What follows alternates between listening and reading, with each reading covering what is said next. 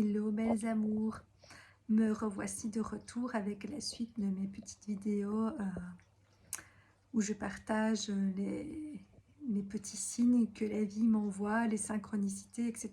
qui me confirment, voilà, qui me confirment la voie ou qui me confirment plein de choses sur moi pour que vous puissiez faire pareil dans votre vie. Oui, donc à chaque fois, c'est vrai que je pense pas à me présenter, mais bon, voilà. Moi, c'est Nathalie. Je me nomme l'ingénieuse enchanteresse parce que c'est un peu les deux parts duel et complémentaires de moi. Donc voilà, c'est un nom qui m'a été un peu soufflé. Donc, et, euh, et je suis en reconversion professionnelle pour devenir, j'espère, coach et thérapeute. Peut-être pas que, mais en tout cas, c'est une des choses que je veux faire. Et puis voilà, et puis j'ai une chaîne et un groupe où je partage plein de choses qui me semblent utiles pour mieux vivre et notre développement personnel et spirituel pour les personnes qui ont aussi choisi une vie euh, où elles sont venues voilà, expérimenter ça. Puisqu'on n'est pas tous sur ce chemin-là, mais voilà, pour les personnes qui sont sur ce chemin ou qui sont destinées à rejoindre ce chemin à un moment donné. Et donc là, je fais voilà, des petites vidéos normalement quotidiennes, mais je suis en décalé, comme ceux qui suivent. De, le décalage, c'est quelque chose qui me caractérise à plein de niveaux. Décalage horaire, décalage, parce que je suis un peu décalée par rapport à la moyenne des gens. D'ailleurs là, il est de nouveau, je ne sais plus quelle heure, presque 2 heures du matin. Quand je me décide à faire la vidéo. et, euh, et donc voilà, moi j'ai à cœur d'aider, enfin j'ai envie de partager voilà, mon expérience et ce qui m'aide moi dans la vie pour que ça puisse aider d'autres personnes. Et, et finalement, je me rends compte que c'est pas mal, que le décalage n'est pas toujours quelque chose de mauvais, parce que le fait de poster mes trucs 2 semaines après, à peu près, en fait, entre-temps, j'ai eu le temps d'intégrer certaines choses par rapport à ces messages-là, et du coup, je peux compléter, voilà, avec des infos complémentaires qui me sont arrivées entre-temps. Et puis quand je relis, ça me refait je sais pas, une nouvelle intégration, une prise de conscience. Donc voilà, je pense que c'est juste comme ça, et que ça fait aussi des vidéos un petit peu plus structurées.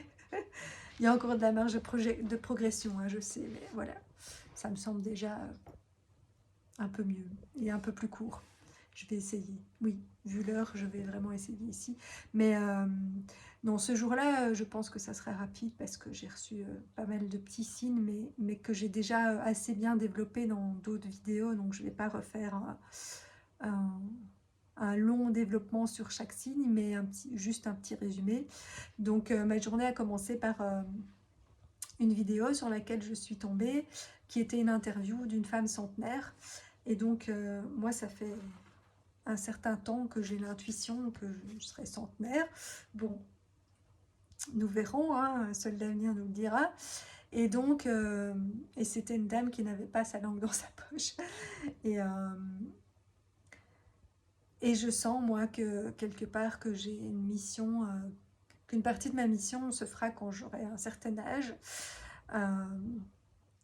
Et finalement, il y a pas mal de gens connus, quelque part, qui ont plutôt fait des actions dans leur dernière partie de vie. Et donc là, ben, je sais pas, moi j'ai vu ça comme un signe, comme une confirmation, parce que comme j'ai déjà partagé, les signes, la vie, elle va s'adapter à notre langage en fait, pour nous envoyer des signes qui vont nous parler à nous, et que à d'autres personnes, ça va pas avoir le même effet du tout. Mais elle connaît la vie, elle connaît notre âme, notre essence, et le langage qui va nous toucher nous. Et, et donc voilà, c'est tous des petits signes. Et en fait, c'est à vous, quand vous voyez quelque chose, que ce soit via voilà, une vidéo, enfin, ça peut être plein de choses dans la vie,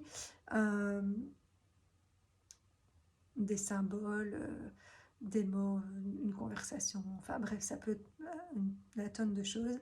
Et, mais c'est vous qui allez ressentir que ça fait quelque chose à l'intérieur de vous en fait. Et que ça vient toucher un truc et que ça confirme quelque chose. Et donc il n'y a que vous qui pouvez savoir en fait que ce signe vous parle, quoi. Il y a des symboles qui sont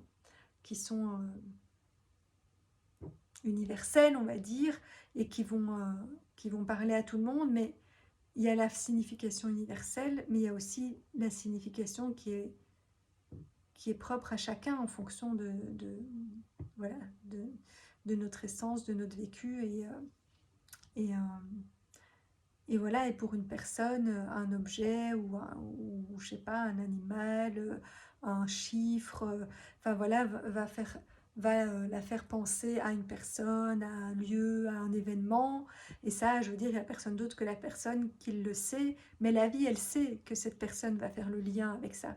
Et donc, elle va envoyer des signes, voilà, qui ne vont peut-être parler que à la personne. Donc, quelque part, il n'y a que vous qui pouvez réellement interpréter les signes. Mais c'est bien d'aller voir la signification générale parce qu'il y a des choses qui vont vous parler et puis d'utiliser aussi votre intuition et ce qui vous parle à vous en fait et de vous faire confiance. Voilà, ça c'est aussi un message que je voulais faire passer. Et parce que justement, je me suis rendu compte que dans la traduction de mes rêves, des fois c'était un peu frustrant pour ma mère et pour moi parce que ma mère et moi, on ne parle pas le même langage. Et donc, elle traduit les rêves avec son langage à elle, qui lui paraît très clair et très pertinent. Sauf que quand moi, je le lis et le reçois, moi, ça ne me fait pas le déclic parce qu'elle emploie des mots, des fois même des mots que je connais même pas. Donc, je dois aller voir la signification. Euh, et puis, je sais pas, elle a une certaine logique d'enchaînement qui, pour moi, j'arrive pas à faire le lien entre les différents trucs ou avec ma vie. Et, euh, et donc voilà, au début c'était assez frustrant, mais à force maintenant, je comprends mieux la dynamique et j'ai l'impression que c'est plus clair. Mais du coup, je me suis dit aussi que c'était très important voilà, cette question de langage. De toute façon, je pense que dans la vie, la communication, c'est vraiment quelque chose, c'est une clé. Et, et donc, moi, ça me reconfirme encore quelque chose par rapport à ma voix et ce que j'ai envie de transmettre, d'arriver finalement à la fin à ce qu'il y ait un langage universel que tout le monde comprenne. Mais pour que ce soit le cas, il faut qu'on puisse, enfin que moi, en tant que futur coach ou thérapeute, je puisse parler le langage de chaque personne pour pour faire le parallèle entre son langage et ce langage universel. Et, et si on fait ça avec chaque personne, à la fin, ce langage universel-là sera compris de tout le monde, quoi. C'est un peu l'idée que j'ai. Je ne sais pas encore exactement comment le mettre en pratique, mais voilà, tous ces signes me ramènent à ça comme conclusion. Euh, et, euh, et du coup aussi un peu à la médecine, enfin voilà, la médecine symbolique qui est la seule longue formation que j'ai faite dans ma reconversion. Même si je n'ai pas encore commencé à pratiquer, mais ça ne saurait tarder, voilà, où justement on utilise des baguettes pour se connecter à l'âme de la personne, et donc quelque part on, on utilise, enfin les baguettes vont entre autres pointer des symboles, il n'y a pas que ça, mais il y a ça, et nous on a une espèce d'interprétation générale du symbole qui va nous montrer un peu vers où nous aider à comprendre vers où on doit aller pour que la personne ait son déclic. Mais en même temps, c'est la personne qui doit faire les liens dans la tête avec son propre langage et les symboles. Des fois, nous, on se dit, ça a l'air d'aller vers là, et le but, c'est qu'on oriente un peu la personne quand même pour l'aider à aller vers ses déclics. Mais c'est la personne qui va faire les liens elle-même. Et des fois, nous-mêmes, on est étonnés qu'en fait, ce symbole-là, pour la personne, ça ne représente pas du tout ce que nous, on aurait cru, enfin, ou ce que ça représente pour nous, quelque part. Et donc, il faut aussi être le plus neutre possible pour ne pas... parce que souvent, on va avoir tendance à suggérer aux autres ce qui est bon, ce qui nous a parlé, ou ce qui nous a servi à nous, mais c'est peut-être pas la même chose dont la personne a besoin, quoi. Et ça aussi, je trouve que c'est important pour un futur coach ou thérapeute c'est quelque chose à considérer. Et, et moi, quand j'ai moi-même été la coachée ou la patiente, puisque voilà, pour devenir un bon coach et un bon thérapeute, ben, il faut avoir soi-même vécu les choses avant et avoir été euh, dans l'autre rôle. Et moi, j'ai souvent été frustrée de justement ne pas trouver des personnes qui parlaient mon langage, et donc elles avaient l'air, elles, de se dire, mais enfin, c'est évident que je sais pas, que c'est ça ou ça le blocage ou le truc à comprendre, sauf qu'elles ne me le disaient pas parce qu'on leur a enseigné qu'en tant que coach thérapeute, il ne faut pas donner la solution au patient, que c'est le patient qui doit la trouver lui-même, ce qui c'est vrai, puisque c'est le patient qui doit avoir le déclic avec ses propres mots, mais on peut quand même un peu orienter le patient vers ce qu'on pense être la bonne voie, et de toute façon, après, c'est au patient de confirmer, ça lui parle, ça lui parle pas. Si ça lui parle pas, ben on essaye une autre voie. Mais pour moi, le coach ou le thérapeute, il est quand même là pour un peu essayer de suggérer des voies et des pistes, et pas juste écouter le patient parler, parce qu'alors, ça, moi, je peux le faire toute seule, hein. Parler toute seule, je fais très bien. Donc, j'ai pas besoin d'un coach ou d'un thérapeute pour ça. Et du coup, je me dis que, voilà, que le fait d'avoir moi-même euh, été confrontée à certaines choses qui ne m'ont pas aidée avec certains coachs ou thérapeutes, ben, je me dis que ça m'aide à me dire que moi, quand je serai dans cette position-là, j'essaierai de faire attention à ces choses-là aussi.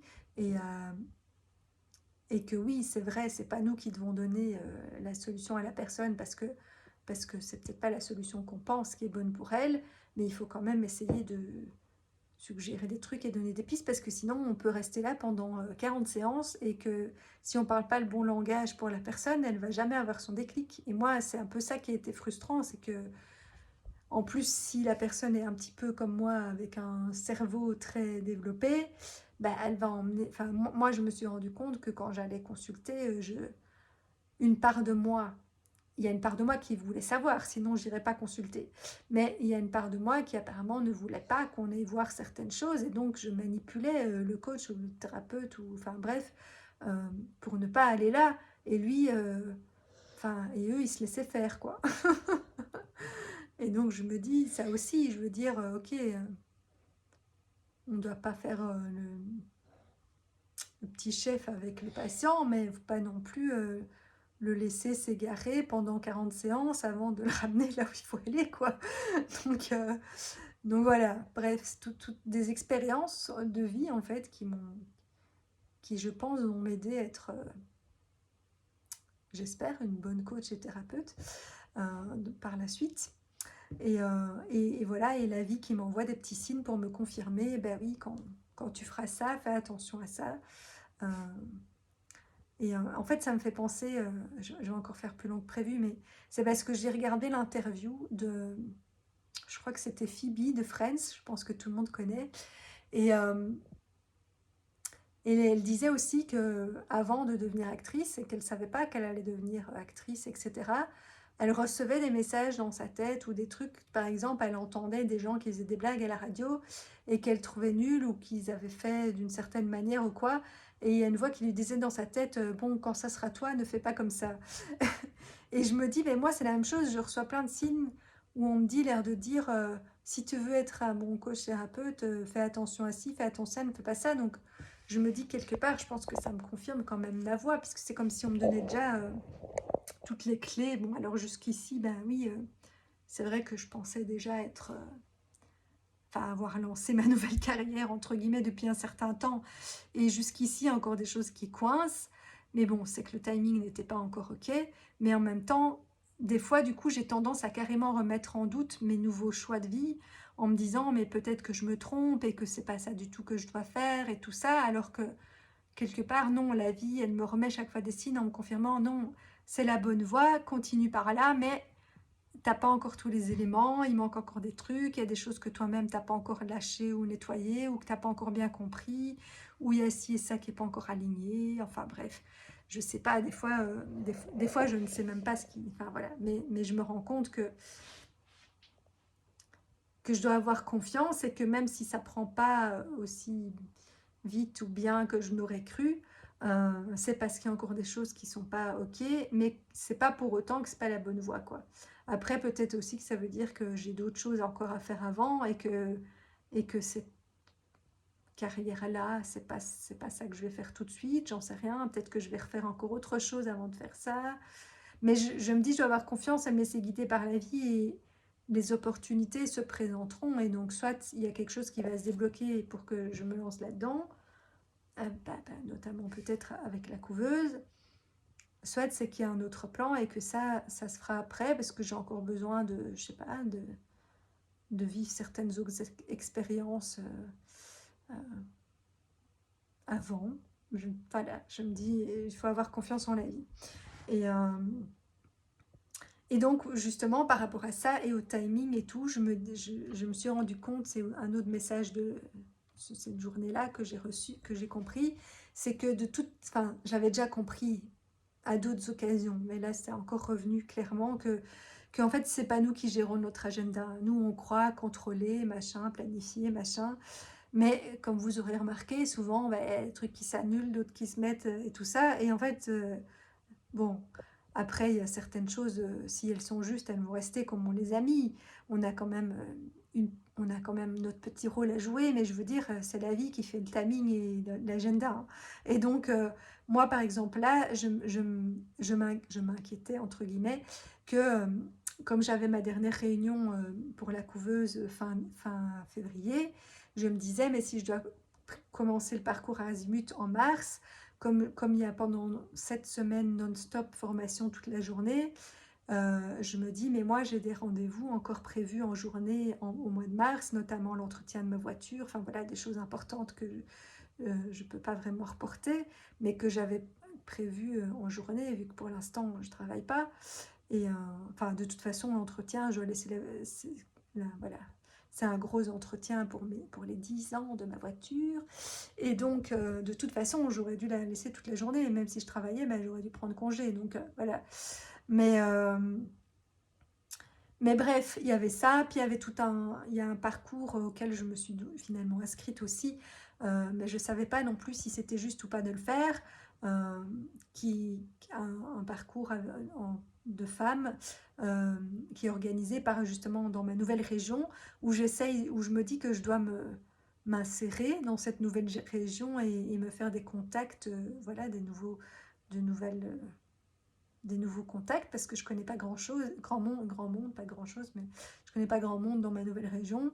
Et donc là, c'était l'occasion à la fois de me faire un réseau par ici et de faire des choses que j'aime, c'est-à-dire voilà, c'est du danse, théâtre et kickboxing autour de thèmes qui concernent la femme. Mais je me dis, et c'est gratuit, donc ça m'arrange bien.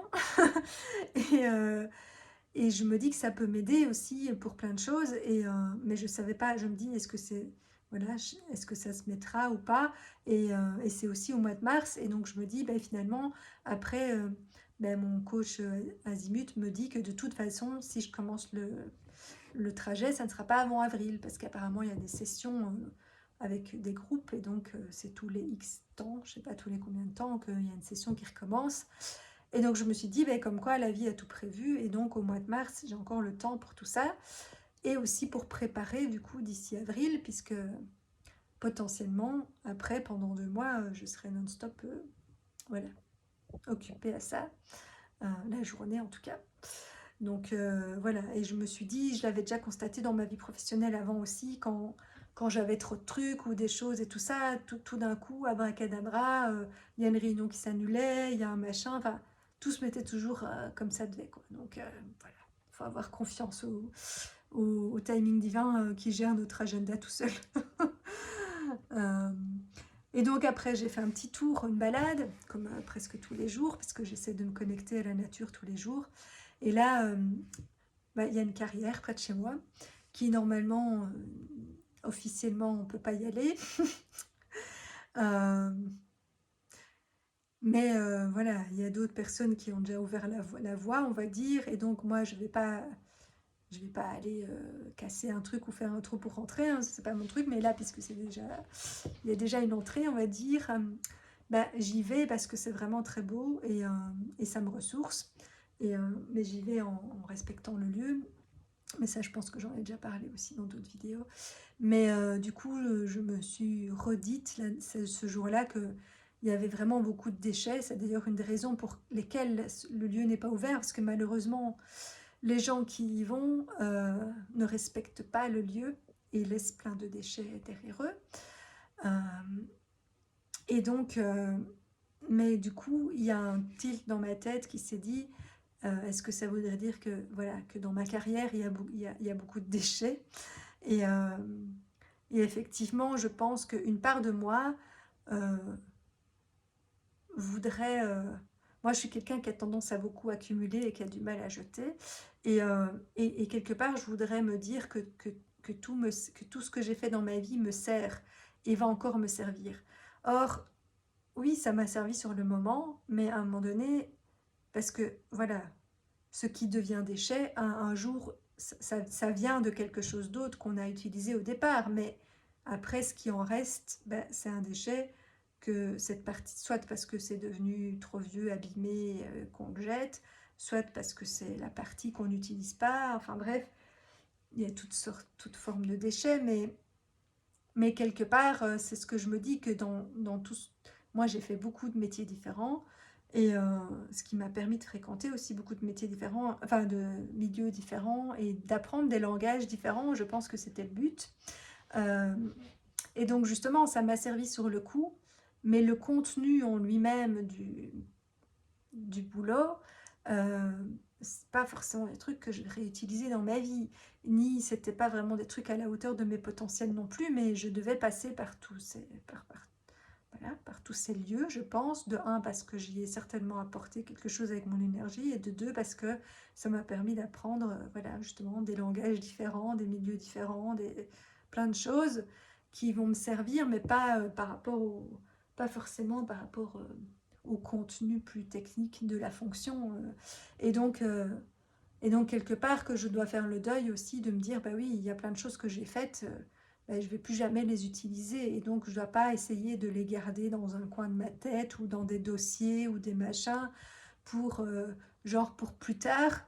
Et c'est pareil même pour certaines formations ou ateliers ou choses que j'ai faites. Euh, je me dis, ben oui, il y a des choses, ça m'a fait du bien sur le moment, mais c'est pas forcément quelque chose que moi je dois utiliser pour dans, dans, dans ma future carrière, voilà, où ce sera peut-être des outils que je pourrais conseiller, mais que je vais pas forcément moi, euh, enfin, devenir spécialiste là-dedans, quoi. Donc je dois faire un tri par rapport à tout, voilà, à mon passé. C'est ce que j'en ai déduit.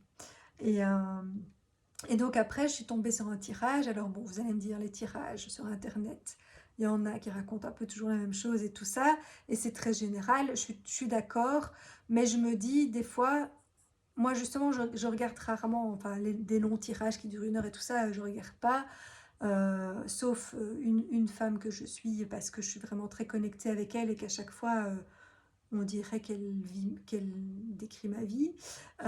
Donc voilà, c'est juste que je sens qu'avec cette personne-là, on capte les mêmes choses, donc ça me parle. Mais sinon, c'est juste que YouTube me fait des suggestions, et donc si c'est des petits reels ou des petits trucs très courts, si le titre me parle, des fois je regarde, des fois même juste le titre, en fait, ben c'est juste ça que j'avais besoin d'entendre, quoi. C'était juste le message que j'avais besoin de recevoir. Et des fois même au début, je commence à regarder la vidéo, puis je me dis non, en fait, je m'en fous, c'est juste le titre, c'est ça qui me parlait. Mais des fois, le titre m'attire parce que je dois regarder la vidéo, et dans la vidéo, il y a un message. Et donc là, cette vidéo-là, elle parlait de façon de mieux soigner ses animaux. Et c'est marrant parce que là, du coup, je fais le rapport par après, c'est-à-dire que 2 semaines après, je me suis décidée à enfin aller chez le vétérinaire pour mon chat qui avait de plus en plus de mal à respirer. Et donc, c'est comme si j'avais reçu... en fait, c'est vrai que tous les jours d'avant, je recevais chaque fois des messages un peu par rapport à ça, comme pour me faire le tilt de ok, maintenant il est vraiment temps d'aller le soigner, quoi. Euh, et donc effectivement, j'ai laissé traîner ça pendant des mois.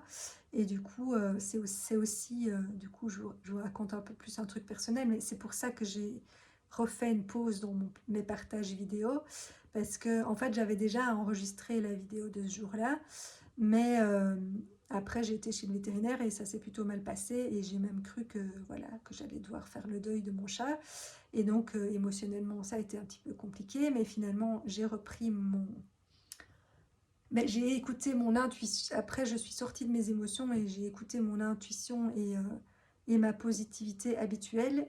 Et moi, je sais que je suis venue justement transmettre que avec la foi, parce que du coup, j'ai écouté cette chanson-là, avec la foi, on peut faire des miracles. Et donc voilà, finalement, pour l'instant, il a un traitement qui a l'air de fonctionner et on verra bien par la suite ce qu'il y a d'autre, ce qu'il y a lieu de faire. Mais voilà, contrairement au truc hyper pessimiste que la vétérinaire m'avait dit en premier, mais ça se passe mieux. Mais donc on aurait dit que oui, que je recevais plein de trucs pour me dire ok oui tu peux faire des miracles et guérir avec l'amour et tout ça, mais quand même à un moment donné où il faut réagir. Et donc là il est temps voilà, il est temps d'agir. Et donc effectivement ben, a priori même si j'ai traîné, il était encore suffisamment temps que pour pouvoir le soigner. Donc voilà, je dis merci la vie, parce que voilà, c'est qu'on s'attache à ces petites bêtes. Et voilà, moi ça fait 13 ans que j'ai mes chats, et donc j'ai encore envie de passer le plus de temps possible avec eux. Et surtout, voilà, après je sais qu'un jour ils vont finir par mourir de vieillesse, et ça je l'accepte, mais pas comme ça brutalement, parce que là c'était genre comme si je devais faire mon deuil du jour au lendemain et que le lendemain j'allais devoir me séparer quoi. Donc ça j'ai un peu du mal moi avec ça. Enfin bref, je m'éloigne, mais bon, euh, cette vidéo m'a fait agir en fait par rapport à ça, réagir du coup. Et cette vidéo disait aussi qu'on avait la capacité de calmer, et ce qui est vrai, on me l'a déjà dit souvent, d'apaiser et puis d'enseigner aux enfants. Alors je me suis dit, ben, ça me reconfirme, voilà, parce que dans ma reconversion de coach thérapeute, je veux notamment proposer des choses pour les enfants. Et, euh, et quelque part, j'ai remis ça en doute plein de fois aussi, parce que je ne me sens pas légitime, parce que je ne suis pas mère, parce que si, parce que ça. Parce que je n'ai pas une formation de prof ou d'éducatrice ou de quoi que ce soit, mais je me sens enfin, comme si j'avais les outils instinctifs pour ça. Bon, j'ai quand même fait quelques petites formations, hein, mais je veux dire, voilà, je sais pas. Et donc ça me confirme que c'est juste. Après, ça disait que c'était le bon timing pour une nouvelle vie professionnelle, donc ça aussi, ben voilà, encore un signe, mais que quelque chose fait défaut. Et là, de nouveau, ben, c'est comme si ça me redit les mêmes messages que je reçois dans les traductions de mes rêves ces derniers temps, et que c'est pour ça qu'apparemment, que jusqu'ici, mais ça ne prend pas encore, parce qu'il y a encore un truc qui n'est pas ok. Et donc là, ça disait de travailler peut-être le rejet, la peur du manque, le jugement, ou peut-être retravailler encore ses valeurs pour être bien aligné. Et comme je dis, je pense que j'ai seulement compris très récemment quel était mon leitmotiv général qui rassemble tout ce que je veux proposer. Et c'est vrai que jusqu'ici, je n'avais pas trouvé ce truc qui faisait le lien entre tout. Là, maintenant, je l'ai trouvé. Euh, donc voilà, donc j'espère que ça va un peu débloquer les choses. Euh, et donc, ça disait aussi de demander justement à être guidé vers les bonnes personnes et de rester dans le cœur. Et voilà, et de lâcher prise et de ne pas avoir peur d'accueillir le succès aussi, parce que ça, je sais que c'est quelque chose certainement qui me fait peur et qui fait peur à beaucoup de monde, parce que souvent on se dit qu'on a peur de l'échec, mais parfois on a tout aussi peur du succès en fait. Donc c'est quelque chose à réfléchir aussi.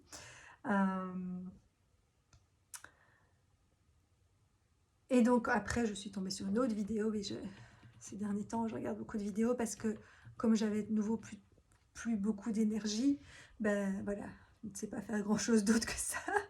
Mais ça me donne chaque fois plein de messages. Et je sais que mon énergie va revenir en temps voulu. Et ça commence déjà... Je commence à sentir des changements, même si là, j'avais bien, grâce à mon chat, j'avais bien progressé, je m'étais couchée plus tôt, etc. Là, je refais des rechutes, hein, il sera de nouveau, je sais pas quelle heure, parce que là, il est déjà 2h30 du matin. Mais, euh, mais bon, bref, voilà. Et donc, je tombe sur une vidéo qui dit, d'une femme qui dit qu'elle ne veut pas que les enfants se sentent à part, alors qu'au fond, ils ont tout. Et donc, de nouveau, je me dis, et ça m'a donné les frissons et tout, et je me dis, mais c'est exactement ça. Moi, c'est pour ça que je veux aider les enfants, parce que je me dis, en fait, ouais, ils ont tout, et surtout quand on est enfant, on est encore très connecté à son âme et à la source et tout ça. Et, et puis voilà, et puis il y a beaucoup d'enfants, de plus en plus d'enfants qui sont neuroatypiques ou qui ont certaines atypies selon la définition que le monde en a fait, c'est-à-dire qu'ils ne font pas partie de la norme et de la majorité. Mais comme moi-même, je me sens comme ça, je me sens proche de ces enfants-là, et je me dis, mais eux, ils ont la chance à notre époque, on met des mots sur tout ça, ce qui n'était pas le cas quand moi j'étais enfant, et que du coup, mais on peut, voilà, on peut les aider et on peut leur montrer qu'en fait, ça a plein d'avantages d'être comme ça et qu'ils doivent rester comme ils sont et qu'ils ont leur place et que, enfin voilà, et qu'ils ne doivent pas se sentir à part et qu'il y a d'autres personnes comme eux et puis qu'ils doivent être fiers de leur différence et de leur spécificité. Enfin, ça, c'est quelque chose que je veux transmettre à la fois aux adultes et aux enfants, mais je trouve que c'est important de le faire aux enfants pour pas qu'ils passent par tous les stades où nous on a dû passer et où du coup on a joué un rôle pendant la moitié de notre vie en essayant de devenir quelqu'un qu'on n'est pas, et je veux leur éviter ça quelque part. Donc, et donc là, ben voilà, cette vidéo là me reconfirme et c'est comme si j'ai l'impression que c'est comme si la vie, elle sent que je me décourage parce que c'est long, c'est long ce burn-out, cette reconversion, et que je me dis mais ça ne prend pas, et c'est que peut-être je me trompe, peut-être c'est pas ça que je dois faire, machin, et donc du coup, ben, il y a quand j'ai des moments de doute et de découragement, euh, c'est comme si la vie m'envoie des signes en me disant non, non, c'est bien par là, continue. C'est juste qu'il manque encore un truc, il y a des liens qui ne sont pas encore faits, que je ne sais pas encore prêt, ou peut-être même c'est quelque chose d'extérieur qui n'est pas encore prêt parce que, je ne sais pas, le lieu où je dois travailler n'est pas encore prêt, que les futures personnes avec qui je dois collaborer ne sont pas dispo, ou que si je dois reprendre quand même un boulot en partie employé, ben, ce poste-là n'est pas encore disponible. Enfin, ça peut être tellement de choses. Je me dis, c'est comme quand j'ai voulu déménager, ben, ça a pris un mois de plus parce que la maison que j'ai maintenant, ben, elle n'était pas dispo avant.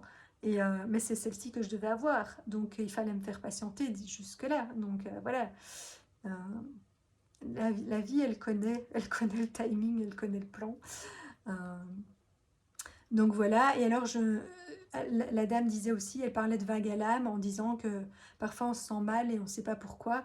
Et c'est exactement ça le vague à l'âme, c'est on ne sait pas pourquoi, parce que des fois on se dit mais en fait on a tout pour être heureux dans notre vie, mais en fait on n'est pas aligné avec ce que notre âme est vraiment venue vivre et vibrer parce que justement on s'est égaré dans des jeux et des rôles et des masques.